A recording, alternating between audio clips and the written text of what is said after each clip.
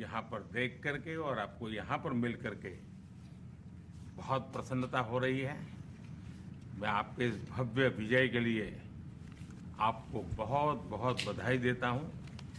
न सिर्फ मेरी तरफ से 140 करोड़ भारतवासियों की तरफ से आपको मैं बहुत बहुत बधाई देता हूँ और बहुत बहुत शुभकामनाएं देता हूँ।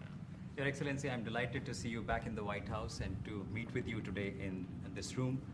On behalf of 1.4 billion people of India, let me convey my heartiest congratulations to you on your grand and historic victory.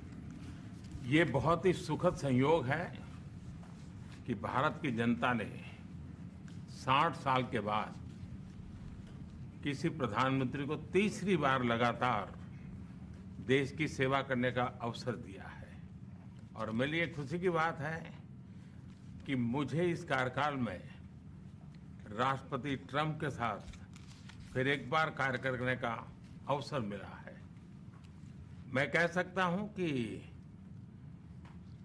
राष्ट्रपति ट्रंप के पहले 4 वर्ष का मेरा जो अनुभव था, जो गर्मजोशी थी, जो उत्साह था, जो विश्वास था, वही गर्मजोशी, वही उत्साह, वही विश्वास के साथ हम फिर एक बार साथ मिलकर के आगे बढ़ेंगे।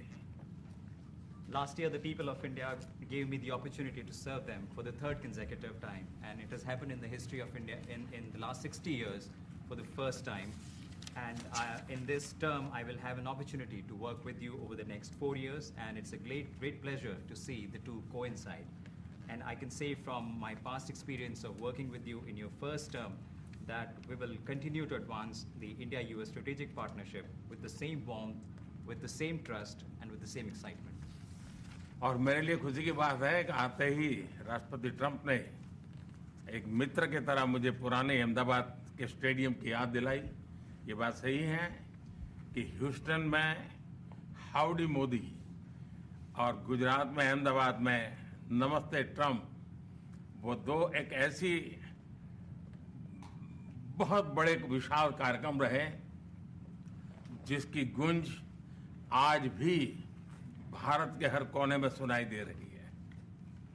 I'm happy that as soon as I entered this room, my friend reminded me of Ahmedabad and the cricket stadium where we held the big rally, and the events that we did, the mega events that we did in Ahmedabad, Namaste Trump, or the Howdy Modi in Houston. We had conveyed a very strong message of our friendship through those events, and the resounding echo of those events can be heard even today in India and the world. Bharat America संबंधों को प्रगाढ़ बनाने में, उसको एक नई ऊंचाई देने में और व्यापकता देने में राष्ट्रपति ट्रंप की पहली टर्म की बहुत बड़ी भूमिका रही है। और मुझे विश्वास है कि दूसरे टर्म में भी हम उसी गति से आगे बढ़ेंगे। Excellency, you made immense personal contribution towards strengthening of our relations, towards making them more comprehensive, and in attaining unprecedented heights in our relationship. And I firmly believe that in your second term, we will work with even more speed. और मैं जैसे भारत के नागरिकों को वादा किया है कि मैं तीसरे टर्म में 3 गुना गति से काम करूंगा, और मुझे विश्वास है कि राष्ट्रपति ट्रंप के साथ आने वाले 4 वर्ष हम भारत अमेरिका के संबंधों की गति में 2 गुना गति से काम करेंगे। As I had promised to the people of India that in my 3rd term as the Prime Minister of India, we will work with thrice the speed. I firmly believe that with President Trump, during the next 4 years, during his second term, we will work with twice the speed that we did in the first term. मैं राष्ट्रपति Trump से एक बात हमेशा appreciate करता आया हूं, सीखता आया हूं कि वे राष्ट्रहित को सर्वोपरि रख करके काम करते हैं। राष्ट्रपति ट्रंप की तरह मुझे भी भारत के हितों को सर्वोपरि रखते हुए कार्य करना, ये मेरे लिए सौभाग्य की बात है। One thing that I deeply appreciate and I learned from President Trump is that he keeps the national interest supreme, and like him, I also keep the national interest of India at the top of everything else, and this has been my real fortune. राष्ट्रपति Trump की जब भी बात आती है तब make America great again हर किसी को याद आता है, हर किसी को उससे प्रेरणा मिलती है।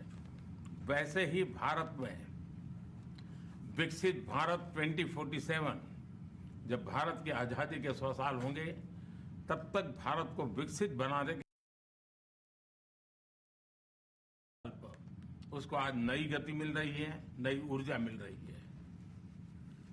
President Donald Trump and Make America Great Again are inseparable. Whenever we talk about President Trump, one has to talk about Make America Great Again.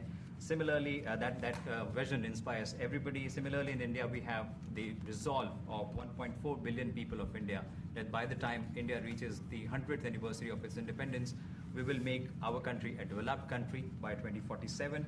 And this is getting new speed and new resolve.